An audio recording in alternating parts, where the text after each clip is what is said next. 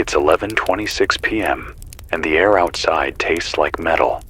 The thermometer nailed to the brick by our back door says 51, but it feels colder down here because the concrete keeps the days chill. The vents don't whisper anymore. Nothing hums that isn't ours. Streetlights are dead. The only light I see when I open the stairwell hatch is the orange glow from fires along the riverfront and the flat gray of a sky full of dust that turns the moon into a dull coin. This is 107.4 FM. My name is Nolan Hayes, broadcasting from a half-buried room under an old print shop on Market Street in Wilmington, Delaware. The building above us took a hit from the shockwave and leans a few inches off true. You can feel it in your knees when you stand still. We're running on a diesel generator in the alley that I've wrapped with moving blankets to cut the vibration, and a stack of car batteries that a neighbor traded for a toolbox and a promise. I have 2 cans of fuel left after tonight if we keep the power draw low. I've shut down the rack lights and the fan coils, and I'm using a clip-on lamp over the board. If you're hearing me, your radio is a line between us that still works when most things don't. Keep it simple. Keep it low. If your set has a telescoping antenna, pull it up. If it's got a ferrite bar, rotate the body slowly until my voice gets stronger. I'll hold the carrier steady as long as I can. The city has fallen. Roads are gone. You've got 5 minutes and 1 backpack. What do you take? Let me know in the comments below. I don't have to tell you there's less to listen to tonight. The big towers are out. I spun the dial at dusk to see who else made it. Philadelphia choked and went quiet an hour after the second wave of reports. Baltimore cracked and clipped mid-sentence in a loop I still hear in my head. A woman telling people to get to high ground, then half a word, then nothing. Trenton held, then went thin like water through a straw, then slipped away. I never thought the quiet would be worse than the sirens, but it is. When the power grid dropped this afternoon, the silence lay over the city like snow. And then the real sound came. Glass falling, 1,000 pieces at once, the slow rumble of bricks coming down, a deep rolling noise from the river like a train in a tunnel that never ends. If you're new to this signal, you deserve the full picture. You know part of it by what you've seen with your own eyes, but I'm gonna stitch what I have together so our map matches, even if the edges are torn. It started 2 weeks back with a small item in the midnight feed that didn't make the morning TV. A space rock no one had on their list, dark and cold, came at us from a bad angle, sunward, where we are blind. The little observatories in New Mexico caught it first when the light shifted and the software woke up. Numbers moved on a screen. A path was drawn. First pass said it would miss our side by comfortable miles. Second pass said less comfortable. On the third pass, the plot ran through a line that had our planet on it. By the time the bigger scope swung, the thing had a tail and friends. One body became a cluster, a solid core and a lot of piecework, some as big as office buildings, some like cars, bound up in ice and stone. They named it in code and told the press they were watching. That was the nicest way to say, we don't have a hand on this. The first incidents here weren't fire, they were breakers. My friend Malcolm, who used to run redundancy drills for a data center off 202, texted me Monday night with a list that read like a bad dream. Voltage swings on the 500 kilovolt line. Frequency wobble on the eastern interconnect. Gas turbines tripped to protect themselves and never came back. We joked once that the grid was a spider web. Strong because of how it spreads the load. Weak because once enough threads snap, the whole thing sags. I saw the sag at noon from the roof where we'd gone to set the emergency antenna. The traffic lights on King Street went dead in order like someone ran a finger down a switchboard. The last thing I streamed on my phone before the tower went dark was a shot from Portugal. A white streak tearing a new scar in daylight cloud and a sound that seemed to fold the sky in half.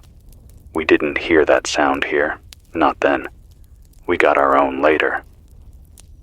At 3:14 in the afternoon, I felt it through my shoes. Not a shake like a quake, a push. Pressure that came from everywhere and nowhere and sat in your chest. The dust above us stirred and came down in a sheet. The power gone. The board flickered. The little red light I was watching blinked and died. I picked up the emergency radio and heard the same word on every band, even the ones that never carry open traffic. Impact. North Atlantic. They said a location and then said it again like they couldn't believe it. South and west of the Mid-Atlantic Ridge, closer than anyone wanted to hear. Big enough to throw a wall of water toward us and send a blow through the air faster than news could move. If you were outside, you saw what followed. First the birds. Gulls over the river lit like paper and turned, all at once, and then ran low, screaming, and then were gone. The cars on I-95 slowed without brake lights because their systems saw something they didn't understand. You might have felt the hair rise on your arms. You might have heard your child ask why the sky looked wrong. I watched a man on a bicycle pull to the curb and just sit with his hands on the bars while the first shock rolled through. He looked up, and his mouth formed a word I didn't catch. And then all the windows in the old insurance building blew out like someone sighed too hard. A fire started on the 5th floor and then swept sideways where the frames still held. No sirens yet, just the sound of everything trying to be air. An older voice broke through at 4:02 on a secure frequency I don't normally dip into. A voice I hadn't heard since the storms 5 years ago when the river came up and took the basements of half this street. Former NOAA guy out of Boston who retired down here because he said winters hurt his bones less. He said the old term for this is an airburst and a water slap.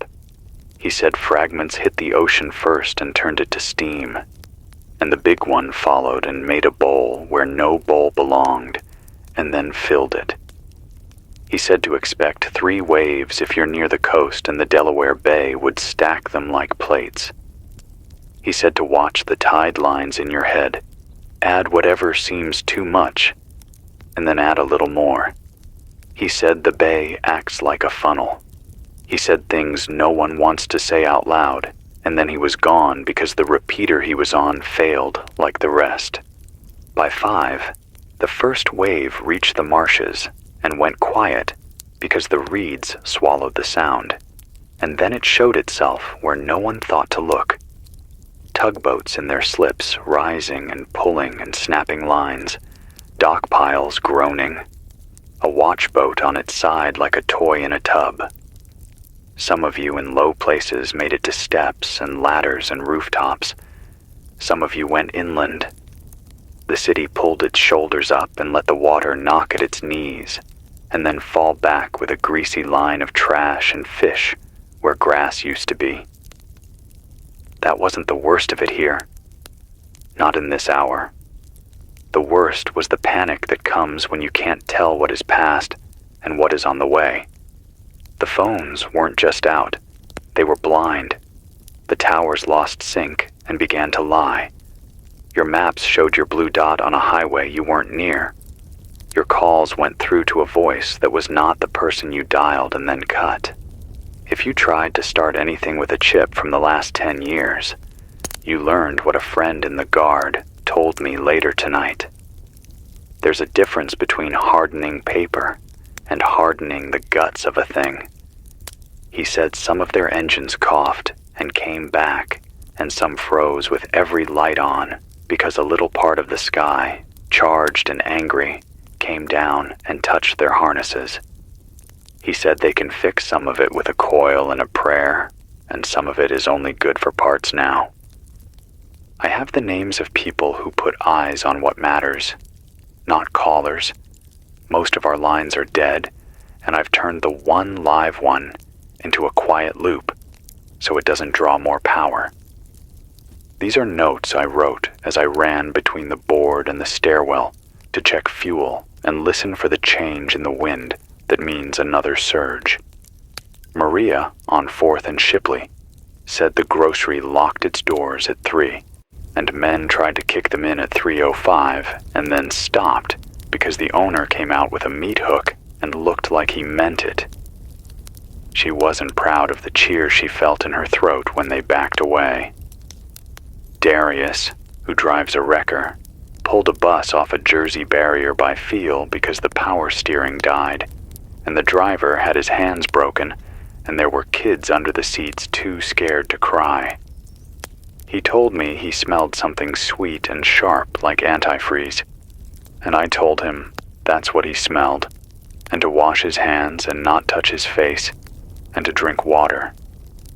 He said, "What water?" I told him how to drain a hot water heater if the water is still clean in your lines, and how to use a coffee filter if it's not. He wrote it down, and then he said, "I know a guy with a well." And I said then, "You know what to do when the noise stops." We don't have a press office anymore. We have people and what they carry in their heads. Malcolm, the data center friend, told me at dusk he got a text from someone at PJM who was still at a console. The eastern grid isn't just down, parts are burned. You can't close a breaker on smoke. They'll island what they can, but islanding only works when the rest of the sea is calm. Here, it isn't. That means your house won't get a miracle from a switch on a hill. If you see lights in your town, count it lucky and don't abuse it. If your power is out, treat it like it's out for a while. The Chesapeake plants are safe from what he can tell. They tripped clean and stayed that way. Salem and Hope Creek across the river are built for worse than this, and their crews are stubborn. But stubborn won't keep a pump spinning when the pipes are dry. If you live within the range of their sirens and you hear nothing, that's good.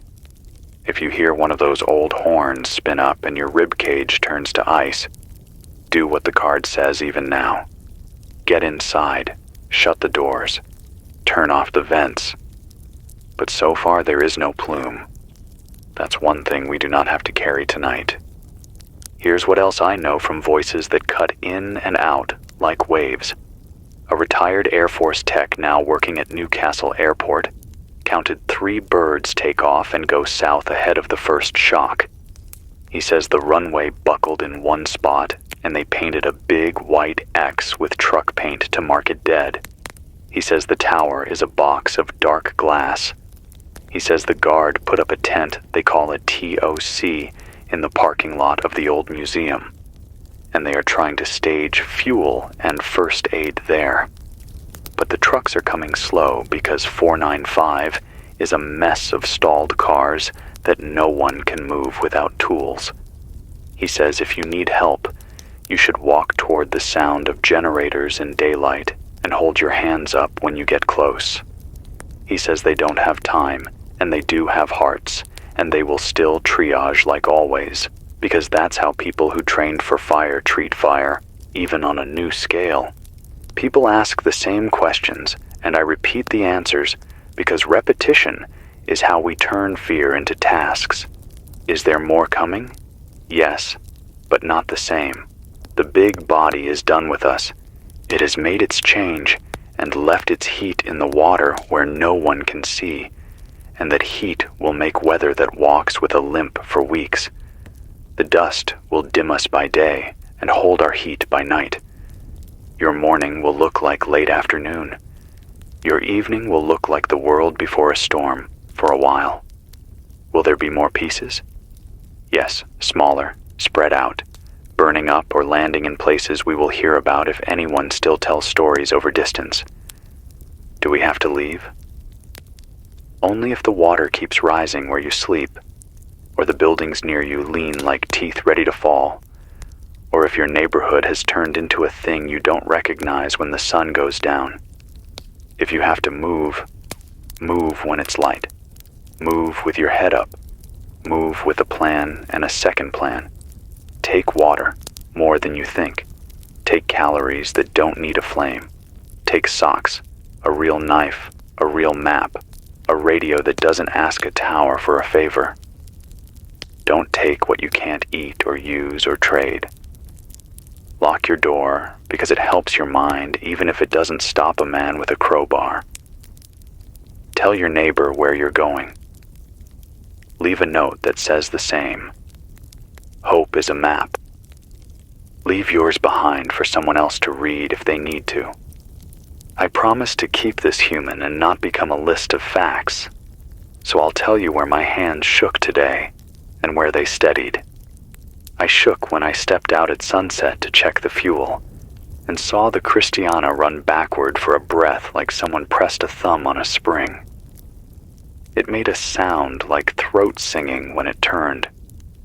I shook when a boy no older than 14 pushed a shopping cart full of plastic jugs down the alley and asked if he could fill them from our downspout, and I had to tell him the roof water wasn't safe.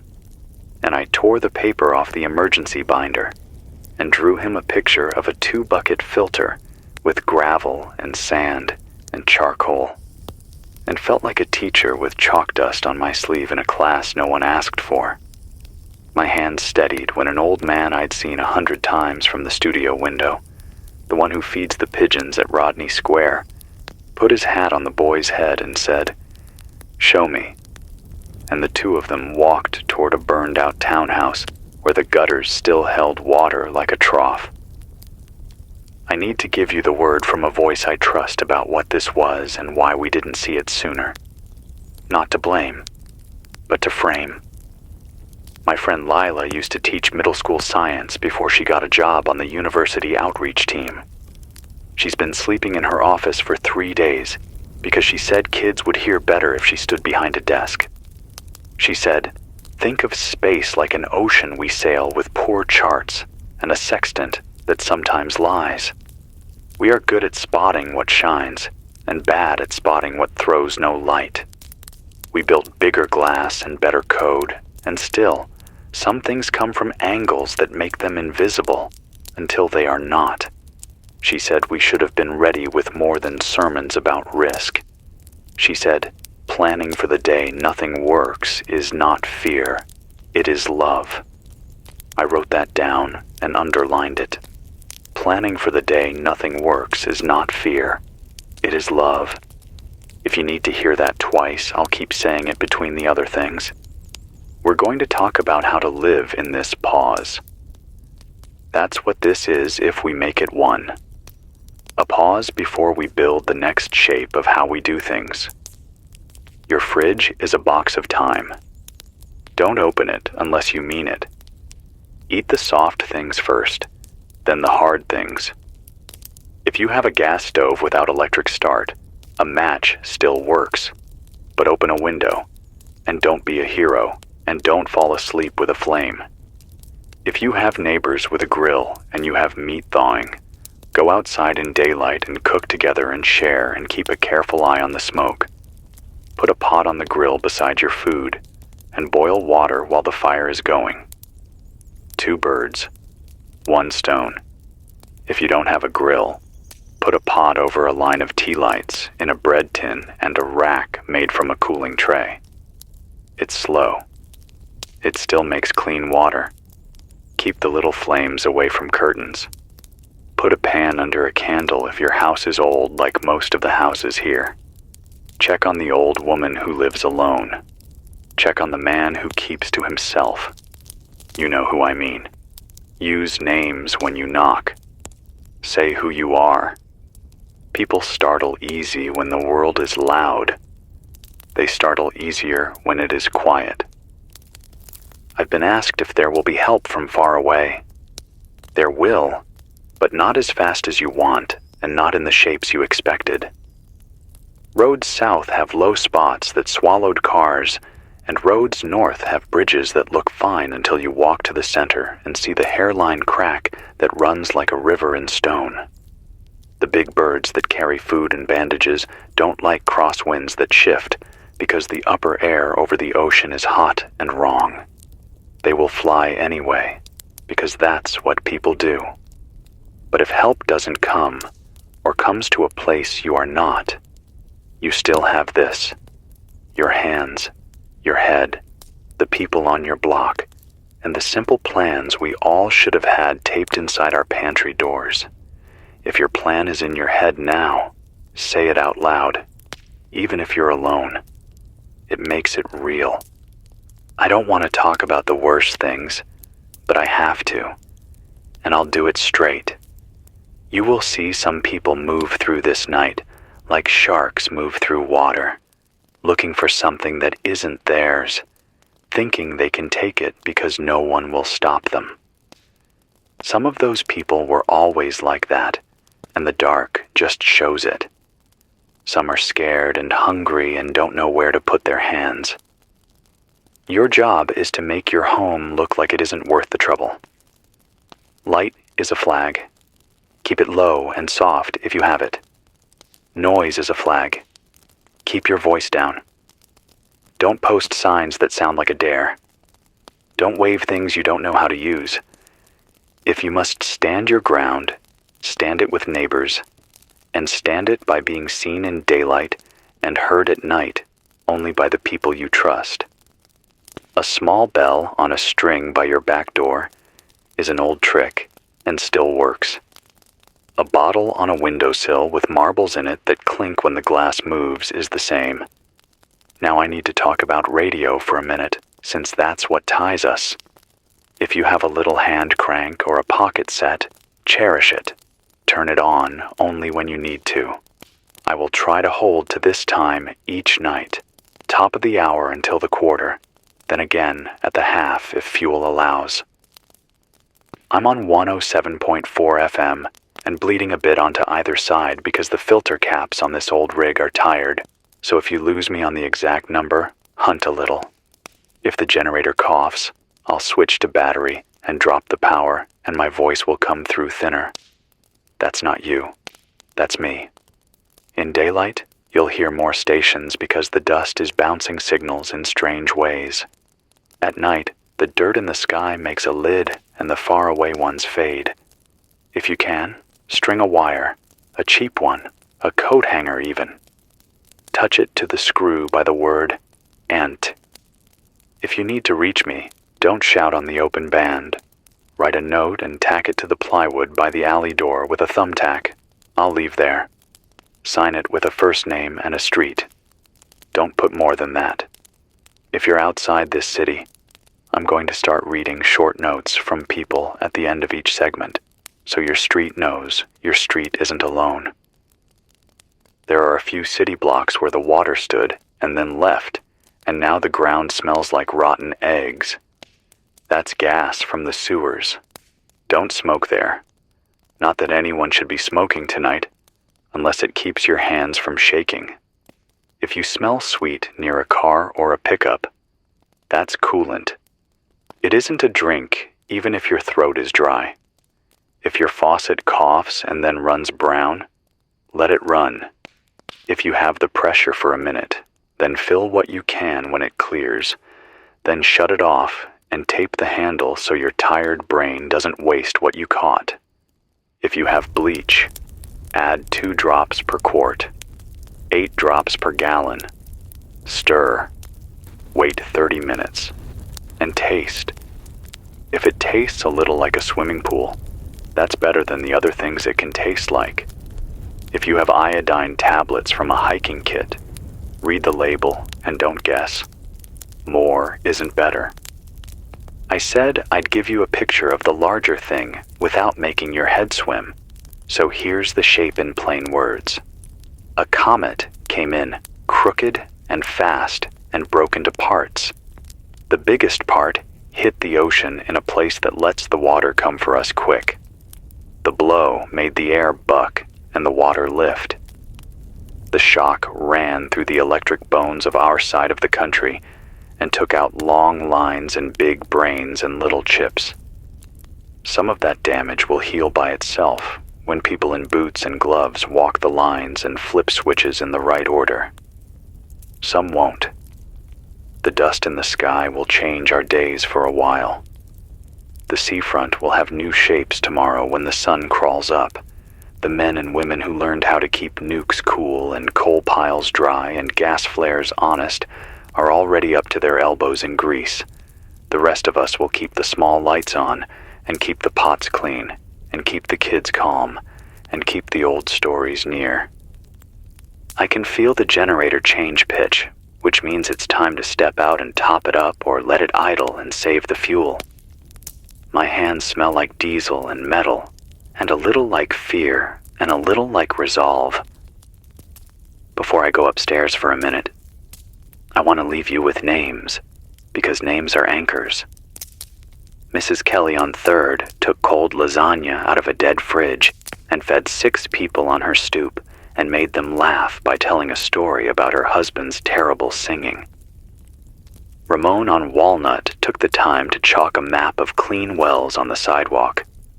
Hawa on Broom Street found her sewing kit and fixed the busted strap on a neighbor's water jug, and that saved someone a trip and maybe a fall. None of that changes the size of the hole in the ocean. All of it changes who we are while we look at it.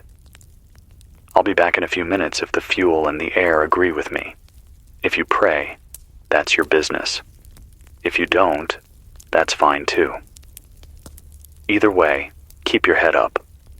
The quiet will lie and tell you you're alone. You're not. You can hear me. I can feel you. This is 107.4 FM. My name is Nolan Hayes, under Market Street in Wilmington. Close your windows. Set a bucket under your downspout for the morning. Put your shoes by the bed, keep a light low, and breathe. I'll speak again after the clock runs to the half. If I don't, I'll use the first light to fix what I can, and I'll try again when the dust turns gold. Stay with me. Stay with each other. The sky is hurt, but it will clear. The river is angry, but it will run true again, and we will still be here to watch it.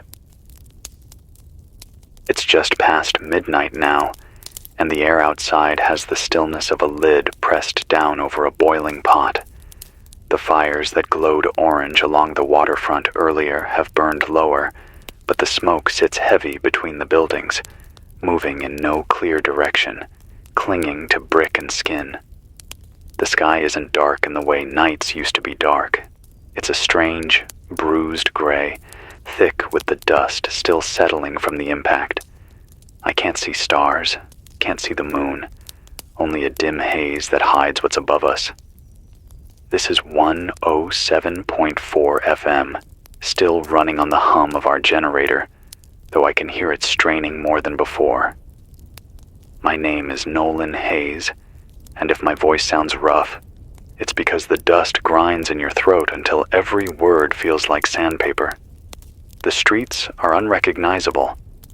Market and King, where I used to see buses packed with people heading north, are lined with empty cars, some with doors wide open, others crumpled like toys because someone tried to force their way through, and the street just wasn't wide enough for the panic.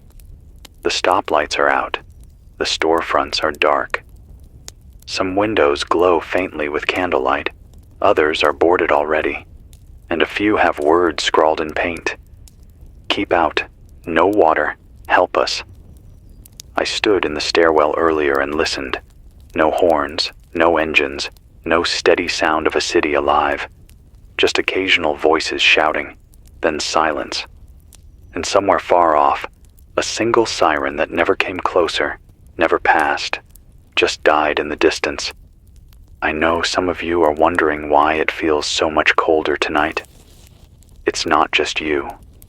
The dust from the impact is already changing the air above us, cutting out the warmth we'd normally get even at night.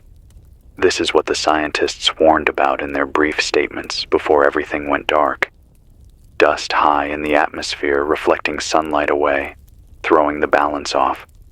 They didn't say it plain, but I will.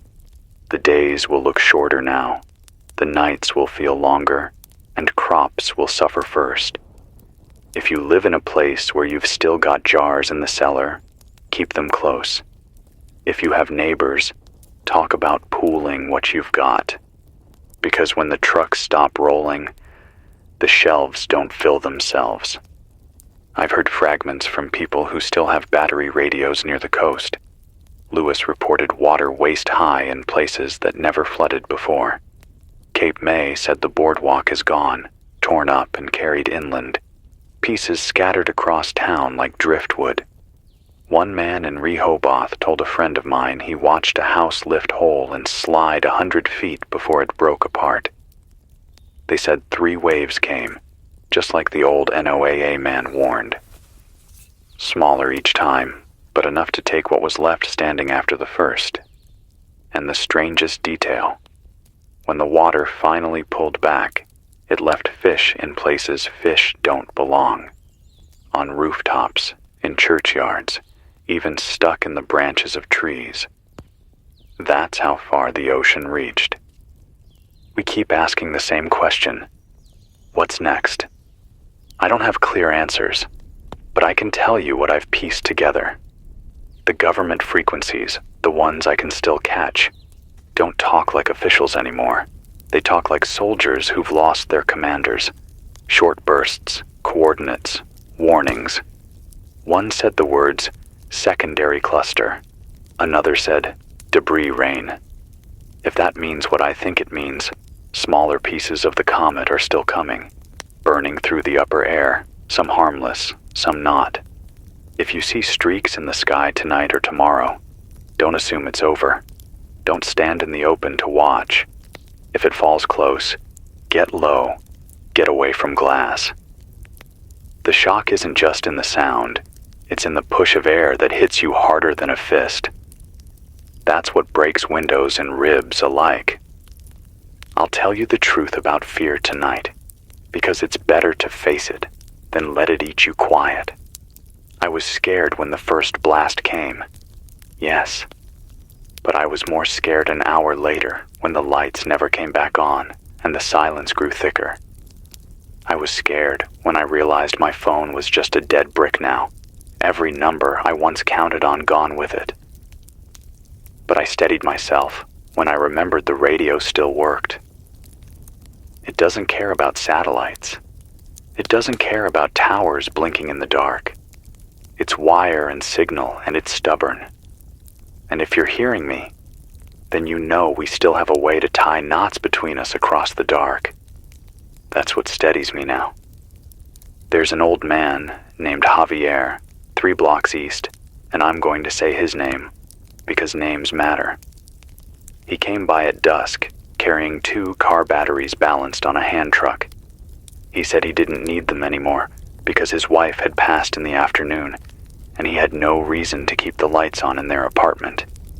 He said, "At least someone else will use them." He didn't cry. His eyes looked like glass.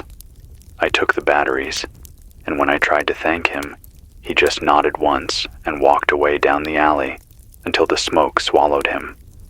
That's the kind of moment that tells me we're walking through something no one alive planned for. But it also tells me people are still finding ways to hand each other pieces of survival, even when they've lost everything. If you're in the city, listen to me plain. Stay off the main streets when you move. The cars jammed there are coffins waiting for fire. Stick to alleys, to backyards, to rail lines if you know them. If you need water, find a downspout, or break into a school or office, and look for the big tanks above the toilets. That water is clean until the pipes go dry. If you have bleach, remember the numbers. 2 drops per quart, 8 per gallon. No more, no less. If you don't, boil it. If you don't have a way to boil, strain it through cloth or sand to take the grit out, and drink only when you must. Dehydration will kill you faster than hunger, and hunger will come. I opened my cupboard tonight and stared at cans I'd pushed to the back months ago. Things I didn't want then, things I'm grateful for now. Don't be picky. Don't waste. If you have neighbors, ask what they've got. Some of you will find that sharing saves you more than hoarding, because no one can guard everything alone in the dark. If you have something to trade, batteries, salt, even cigarettes, those are worth more now than the paper bills in your wallet. The kind of money that matters tonight is the kind that keeps your hands busy and your stomach steady. I'll stay on this frequency until the fuel runs out. If you're listening, know this. We are still here. We are breathing the same air, under the same gray sky, hearing the same silence. Don't let it fool you into thinking you're alone. You're not. This is 107.4 FM. I'm Nolan Hayes. Keep the lights low. Keep the doors barred. Keep a plan in your head for the morning. I'll be here until the generator coughs its last breath. And if it does, I'll find another way to speak to you. It's 1:07 in the morning, and the quiet feels heavier now, like the whole city is holding its breath. The generator out back has a rhythm to it I've started to memorize. 2 steady hums, then a faint rattle like something loose in the casing. Every time it makes that noise, I think it's the last time I'll hear it. But then, it steadies again. I keep one hand on the dial of the board, half expecting the sound in my headphones to just vanish, leaving me sitting in a dark room talking to no one. If that happens, I'll still keep talking. Maybe the walls will remember. Maybe someone down the line will string copper and find this signal waiting. That thought is enough to keep my mouth moving, even when my throat aches from the dust. Outside, the streets look stranger than before. The fires have died down in some places, but they've burned themselves into outlines of buildings that don't exist anymore. I walked up the stairwell hatch an hour ago with a scarf tied over my face and saw the courthouse clock tower leaning like it had grown tired. I could hear glass crunching under my boots even though I stayed on the sidewalk. It wasn't just from windows. It was from bottles, phones, everything that shattered when people ran and dropped what they thought they'd never let go of. The air smelled like smoke, diesel, and salt water all mixed together. It's not the smell of any one disaster. It's the smell of a world that's been pushed too far, too fast. I've pieced together more from the fragments of transmissions I've caught. One was from the Coast Guard in Norfolk, though it cut in and out so badly I only caught every other sentence. They said the shoreline has changed. Not just damaged, changed. Sandbars where there weren't any. Harbors too shallow for ships that used to anchor there. Whole channels blocked by debris the size of buildings. They said some of their cutters were grounded in mud that hadn't existed the day before. They warned about the tides being unpredictable now, pulled by the wound in the ocean itself. What used to be a tide chart is just paper now, and no one can say what the next high water will look like. If you live near the coast and you're hearing me, move inland. Don't wait. Don't assume you can judge by how it used to be. The ocean is writing its own rules now. I've also heard talk from what sounded like a military voice on a scrambled band. He said the impact sent more than just shockwaves through the grid. It rattled satellites out of sync. Some are gone completely. Others are spinning the wrong way. That explains why phones show nothing, why GPS maps are lies, why your blue dot might tell you you're standing in Ohio when you're not. It's not just us cut off from the world. It's the world cut off from itself. They said the big birds in orbit might start falling, burning up piece by piece. And if one of those doesn't burn all the way, if it comes down in the wrong place, it'll be another fire no one's ready for. People ask me, is this the end? I can't answer that. All I can tell you is that we're still here, breathing, watching, scraping together what we can. That doesn't feel like an ending. It feels like something else. Maybe the middle of the worst part. Maybe the beginning of what comes after.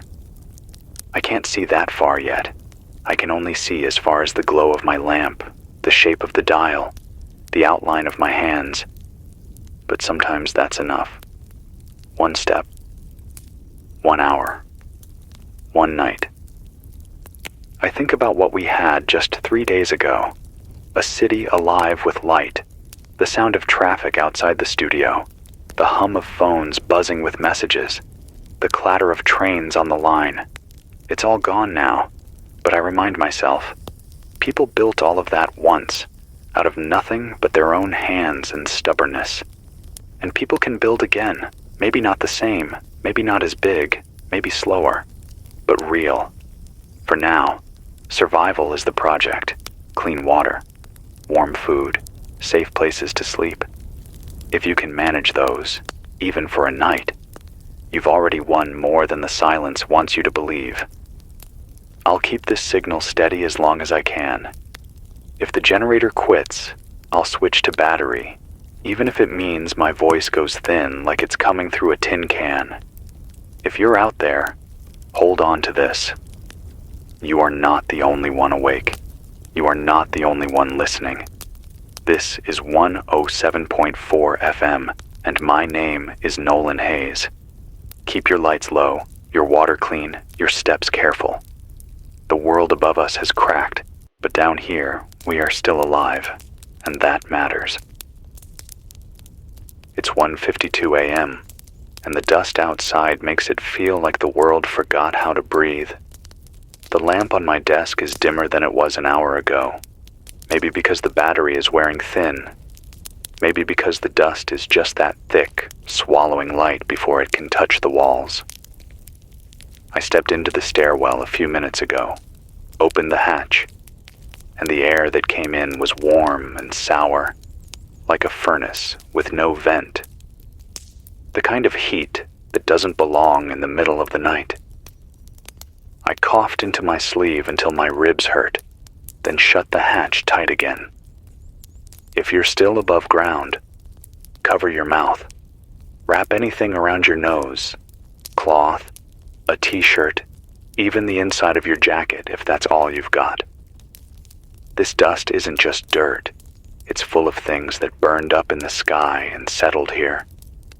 Breathing it raw will make you sick, not right away, but when you least need it. I caught part of a broken signal earlier. Someone south of us, maybe Virginia, maybe even further. They said fields were already coated gray, crops covered like they'd been dipped in ash. If that's true, then food will turn scarce faster than we think.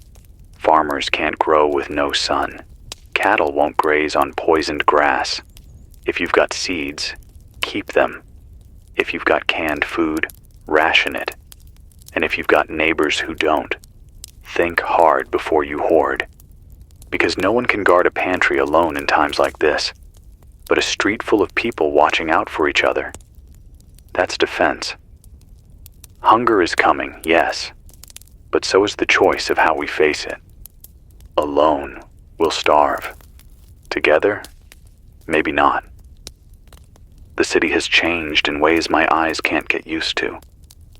I leaned out the hatch at one point tonight, just enough to see Rodney Square, and I swear the statue looked like it was sinking into the ground, the base covered in water I didn't know had reached that far. The streets don't drain anymore because the storm sewers are choked with debris. Every curb holds a shallow pool, reflecting orange fire and gray sky. I saw a shoe floating in one. Just one. The little things stand out now, more than the big disasters. A shoe without its pair, a bicycle bent in half against a lamppost, a child's backpack torn open in the gutter with notebooks spilling out. These small things say more about what we've lost than any broken building ever could. There's talk on the airwaves about secondary impacts, smaller fragments still falling. Maybe you've seen them already. Thin streaks of fire cutting across the gray sky. If one lands near you, the danger isn't just the explosion. It's the shock wave. It's the debris. It's the fires that spread when there's no one left to put them out. If you see light in the sky that moves too fast to be a plane, don't wait. Get low. Get away from windows. Even a ditch is safer than open ground. And when it passes, wait before you move. The first sound isn't always the last. There can be more behind it, rolling after like echoes that can kill. I think about how quickly the world unraveled.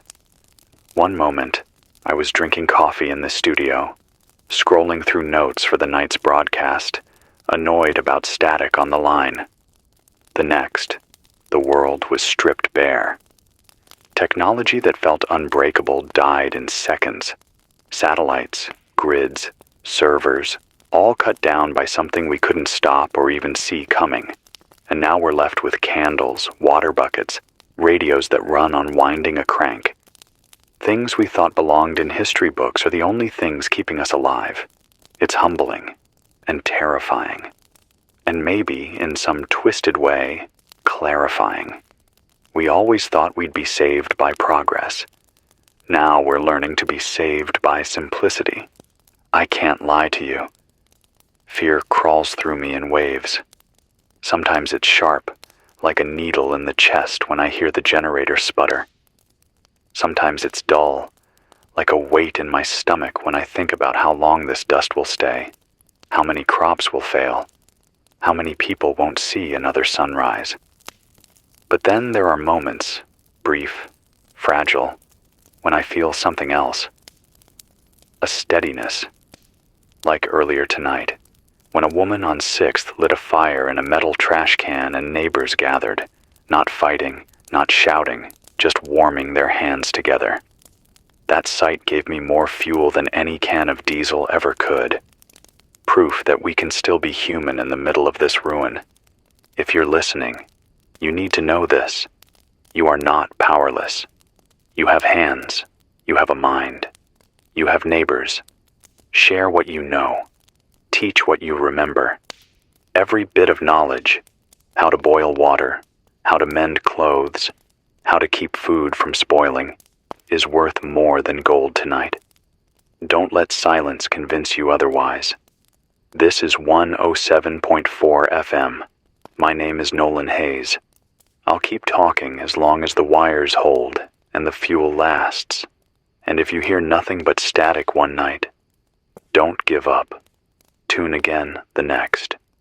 Somewhere, someone will still be talking. And that someone might be me. It's 2:41 in the morning now, and the air feels thicker than it did an hour ago. I opened the hatch once, just enough to let in a draft, and the dust came down in swirls that made my eyes water. The city isn't asleep. It's smothered. No birds, no traffic, no hum of air conditioners tucked in apartment windows. Just the occasional crack of something falling in the distance, followed by silence so complete you wonder if your ears have stopped working. I can't remember the last time I heard silence like this, the kind that presses against your skull until you feel your own pulse as the only sound that proves you're still here. The fires have spread in uneven patches. Some blocks glow faintly like coals under a blanket. Others are completely black, as if nothing lives there anymore. I walked to the stairwell again to check the fuel, and in the corner of the alley, I saw shadows moving. Not people, but the kind of flicker fire makes when it bounces off broken glass. I stayed still, listening for voices, footsteps, anything. But there was only the shifting light. If people were there, they kept quiet.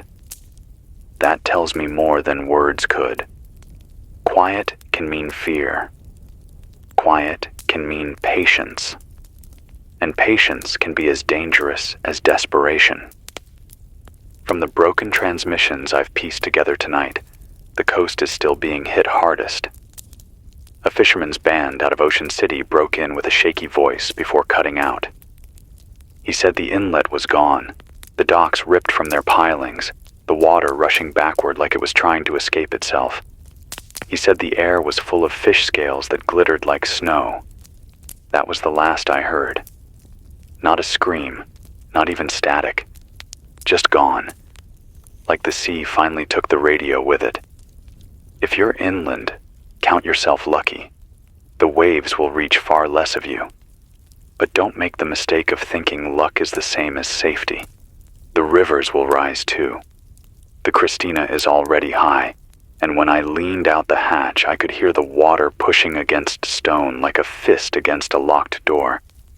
There are reports, uncertain but worth telling, of secondary impacts across the Midwest. Smaller fragments of the comet, maybe burning out in the air, maybe reaching the ground. No one knows for sure because the networks are dead, the satellites blind, and the sensors that would have told us are just wires underwater now. But what I do know is this. If you see fire fall from the sky, don't wait to find out if it's harmless. Get down. Cover your head.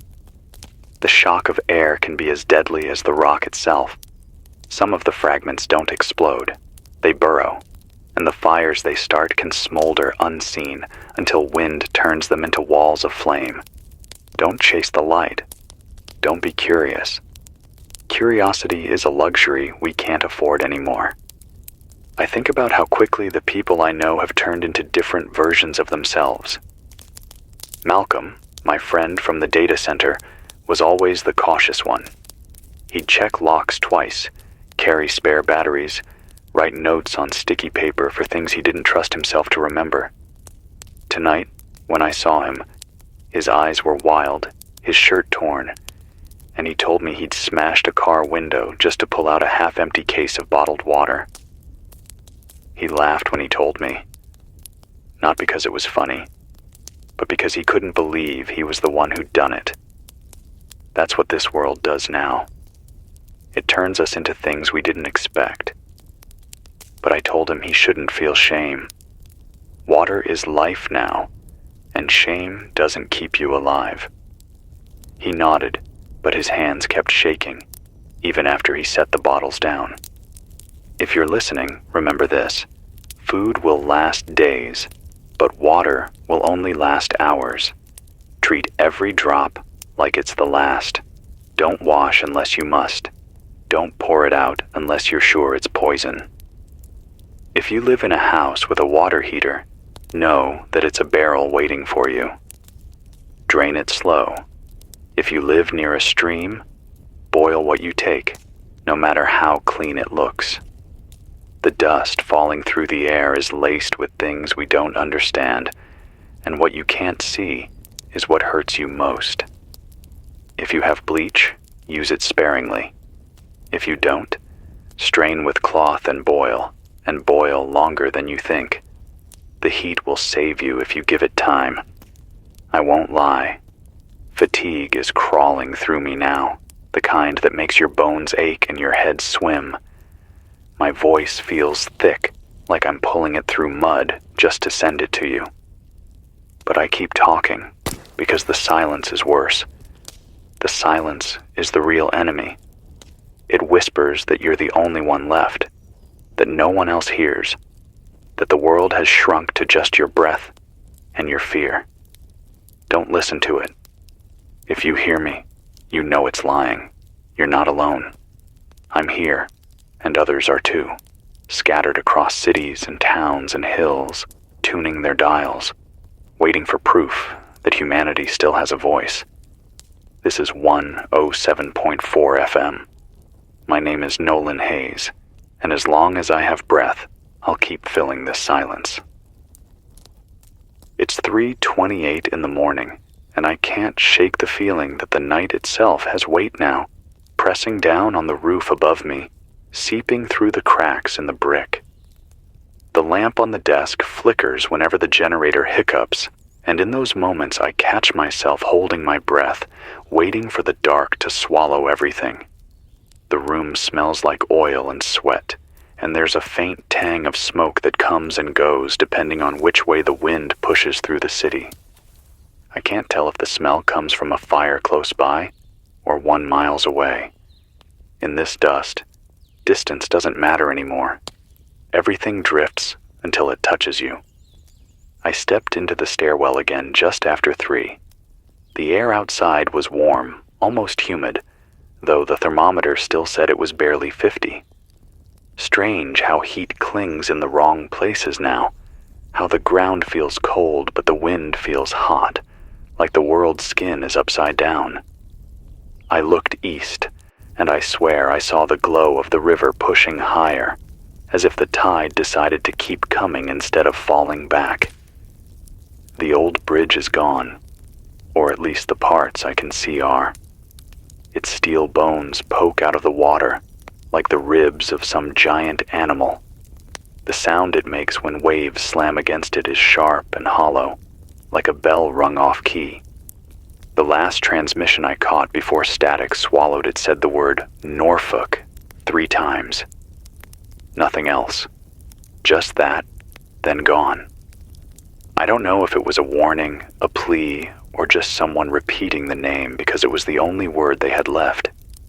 Another faint signal, weaker, said secondary debris field. That means more rocks, more fire, maybe more waves. No one is saying when or where, but the pieces are out there, and the air knows it. If you're inland, don't relax yet. If you're coastal, stay as far back from the water as you can.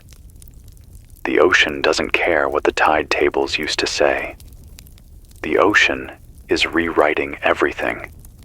I've been thinking a lot about power, not the kind we lost from the grid, but the kind we gave away without realizing.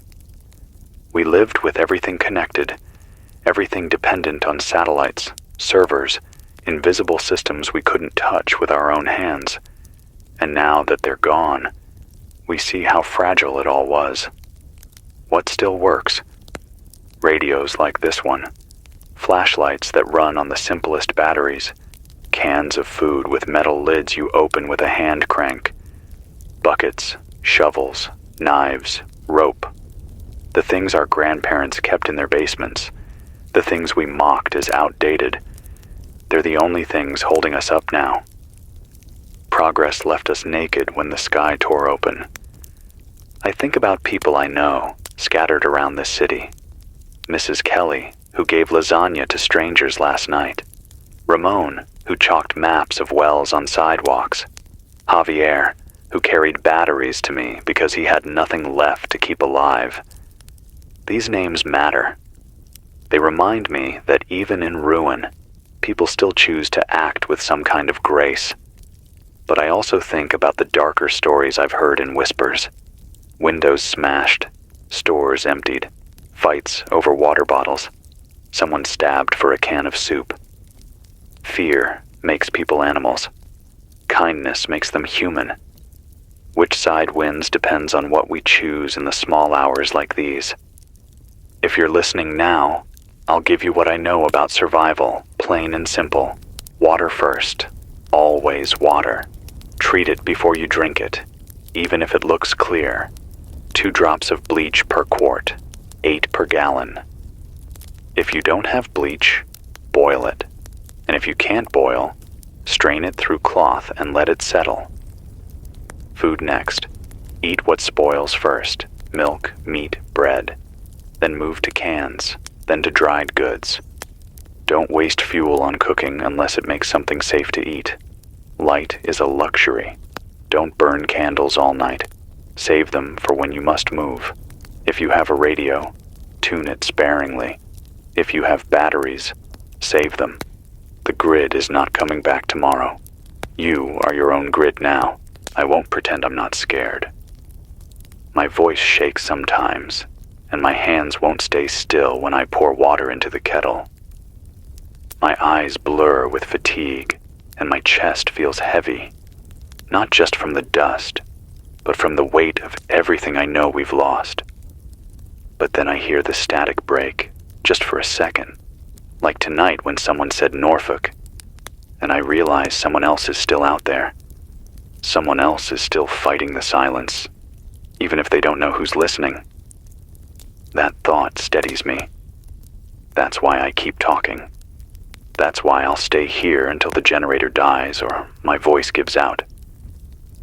This is 107.4 FM. My name is Nolan Hayes.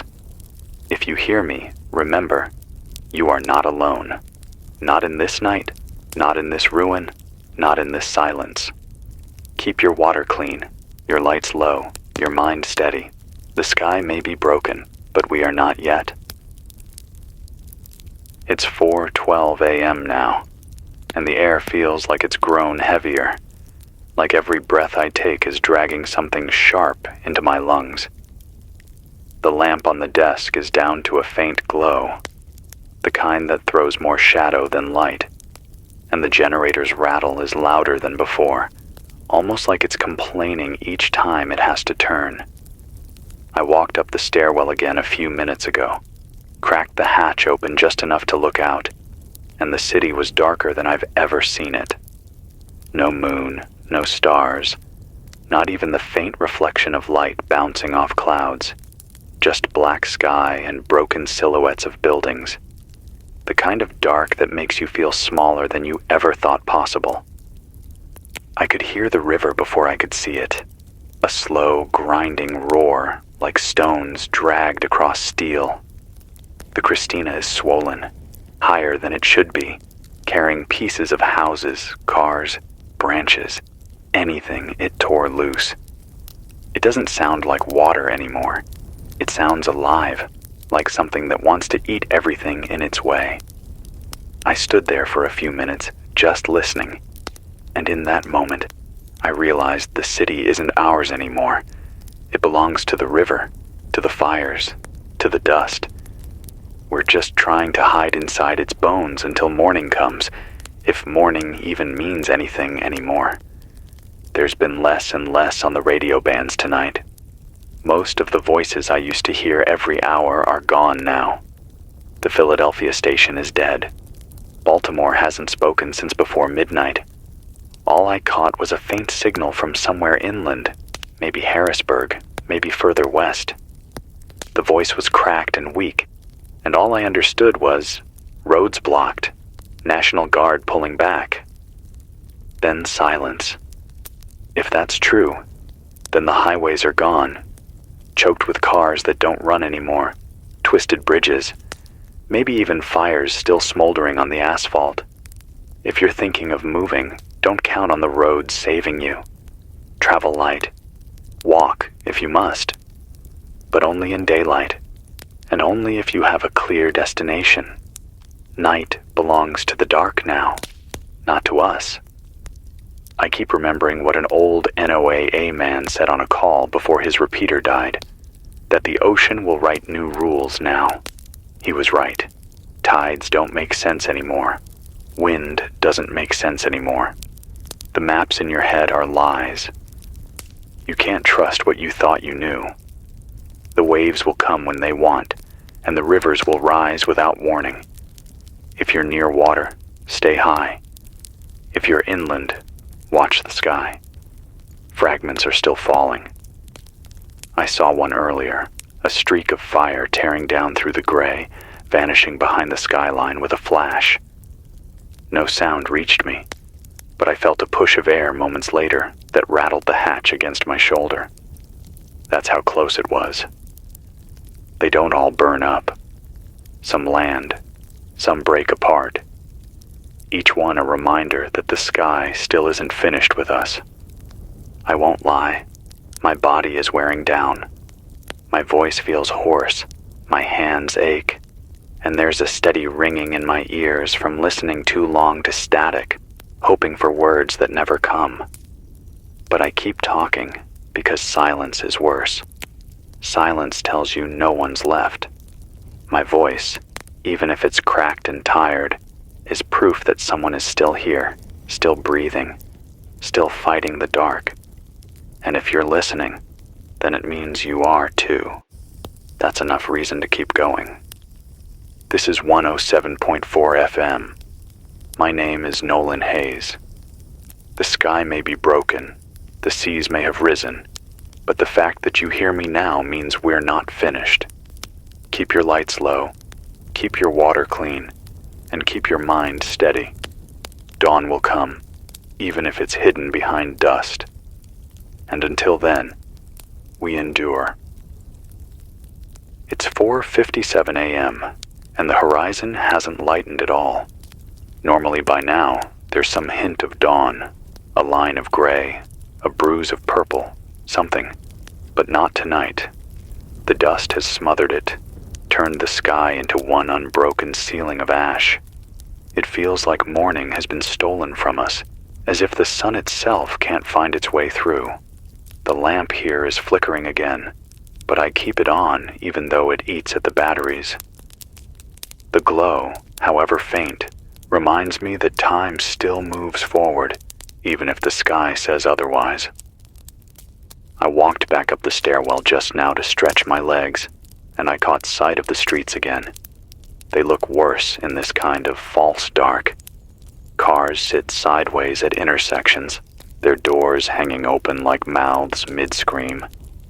A bus leans against a row of broken shops, half of its windows blown out, the inside full of dust that looks like snow, but tastes like metal. The fires that burned through the night are fewer now, but the ones that remain glow deep red, low and slow, like the city itself is smoldering from the inside. There's no sound of sirens, no hum of distant traffic, just the occasional crash when another building gives up and falls in on itself.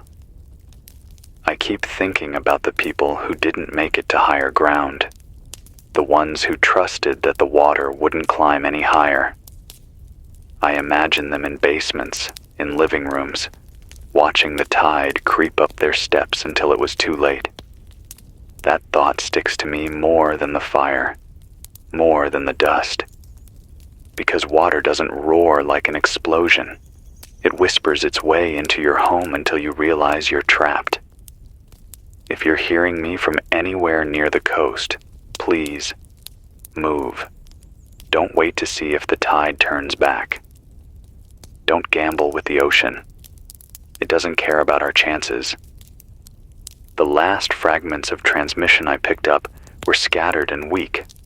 One said, Newark evacuation point, compromised. Another, from what I think was a military band, kept repeating, fall back inland. That phrase has weight to it.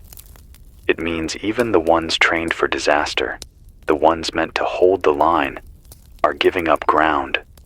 If they're retreating, then we have to accept the truth. There won't be a rescue convoy rolling in tomorrow. No trucks lined with supplies, no helicopters dropping food on rooftops. It's us, here, with what we can carry, with what we can find. That's survival now. I thought about shutting my eyes for a while, letting the generator run without me, but every time I even lean back in this chair, the silence in the headset gnaws at me. What if someone tries to speak through the static and I miss it? What if the only proof they're still alive goes unanswered? So I stay awake, even though my body begs me to stop. Fatigue feels like a sickness now, heavy, creeping, pulling at my bones, but I know I'm not alone in it. I know some of you are awake right now, staring into the same dark, listening, hoping to hear another human voice. That's what keeps me upright. If you've still got food, ration it like tomorrow isn't guaranteed. If you've still got water, protect it like gold. If you've got neighbors, talk to them, make a plan. Even a bad plan is better than no plan. Light is dangerous, but so is isolation. Find each other in the daylight when the dust is thinner. Build something small, a watch system, a shared kitchen, a signal for danger. It won't stop the sky from falling, but it will stop you from falling alone. This is 107.4 FM. My name is Nolan Hayes. The sun may not rise in the way we remember, but it hasn't gone. It's out there, above the dust, waiting to break through.